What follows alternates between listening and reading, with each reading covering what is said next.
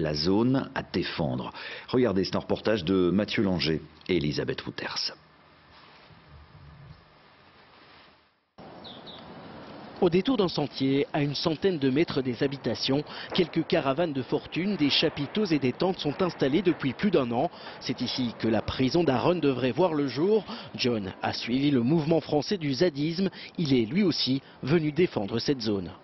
Les luttes, elles sont internationales. C'est des luttes contre le système carcéral parce que à l'heure actuelle, le système carcéral, quand on rentre, on a un être humain, quand on ressort, on a un animal, parce qu'ils sont 6 par cellule de 2, parce que les infrastructures psychologiques ne sont pas suivies.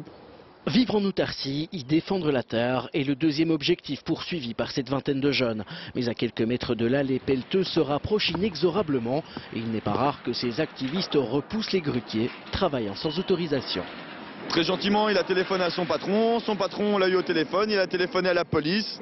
La police est venue et comme ils n'avaient pas les permis, ils se sont fait virer par les policiers qu'ils avaient appelés.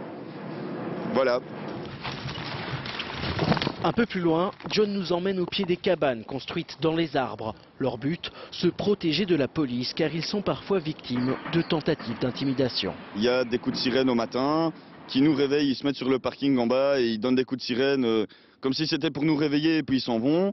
Et alors sinon il y a aussi les hélicoptères, on les voit moins ces temps-ci mais on a vu des hélicoptères qui faisaient clairement le périmètre et qui faisaient le tour de la zone. John, Gaël et les autres l'assurent. Ils mèneront leur combat jusqu'au bout pour un avenir sans prison, envers et contre tout.